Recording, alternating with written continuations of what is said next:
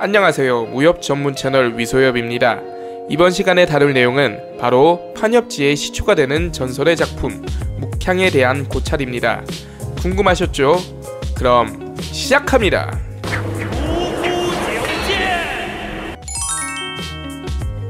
1. 묵향이란 묵향은 전동조라는 작가가 쓴 퓨전 판타지 무협소설로 묵향이라는 제목은 이 소설의 주인공인 묵향의 이름입니다. 1999년 9월 30일부터 연재를 시작하여 지금까지도 연재 중인 이 소설은 총 35권까지 발매되었는데요. 1권에서 4권은 무협에서의 일들을, 2부 다크레이리는 5권에서 15권으로 판타지 세계로 넘어가 저주에 걸려 여자가 되며 힘을 잃게 되고 나서 벌어지는 일들을, 3부 묵향의 귀환은 16권에서 29권으로 묵향이 다시 돌아온 후의 일들을 다루는데 일본 무사와 붙는 등의 이야기가 수록되어 있으며, 4부 부활의 장은 30권에서 35권 이후 계속 연재 중으로 묵향이 28권에서 죽은 이후 라이 위너스라는 소년으로 다시 환생한 뒤 세월이 흐르면서 전생을 깨우치는 기묘한 술법을 익힌 이후 벌어지는 이야기를 담고 있습니다. 판협지의 시초가 되는 작품으로 인정받고 있으며 묵향, 비례도, 황제의 검과 함께 대표되는 3세대 무협소설의 대표 주자라고 할 수 있겠네요. 2. 스토리 요약. 마교 소속의 살수로 검술의 재능을 보이게 되어 유백의 제자로 들어가 수십 년간의 수연을 통해 강기를 사용하는 경지에 이르고 이후 황골탈퇴 및 무아지경의 경지에 오르게 된 뒤 현경의 경지에 올라서게 되고 마교의 본진을 급습하여 스스로 교주 자리에 오르게 되지만 적의 술법에 의해 판타지의 세계로 떨어지게 됩니다. 판타지의 세계에서는 여성의 모습으로 변해버리는데요.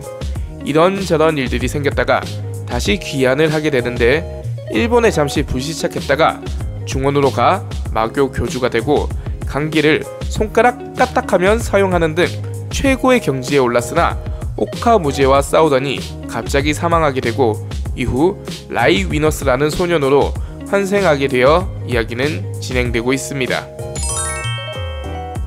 3. 비판, 표절 논란. 묵향에 대한 비판 중 끊이지 않는 논란 하나가 바로 표절인데요. 사마달의 마교 제일존이라는 작품의 마교 인물들의 이름을 그대로 가져온 것이 논란이 되었죠.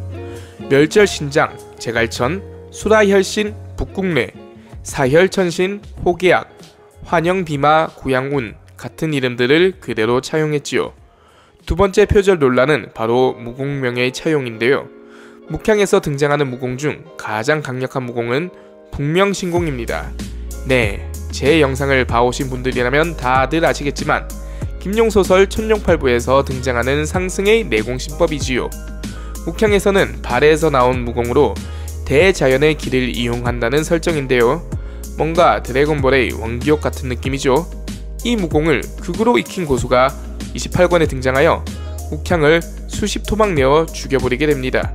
그리고 마이너 버전으로 흡성대법이 등장하는 것도 똑같네요. 허허허. 비판, 역사 고증 논란. 소설에서는 송나라라는 이름이 등장하는 것으로 보아 북송시대로 예측되는데 북송이 무려 몽골에까지 병력을 보낸다고 합니다. 당시 요나라에게 연은 16주를 회복하지도 못했는데 말이죠. 그리고 당시 몽골 세력은 상대할 만한 정도의 거대한 세력이 아니고 요나라에게 가도 원정을 요구할 것도 아닌데 말이죠. 거기에다 남송시대의 세력을 키우게 되는 전증교가 북송시대의 전설상의 문파로 설정되어 있고요. 칭기즈칸의 어머니의 이름은 호에룬인데 하부루라고 장명하였죠.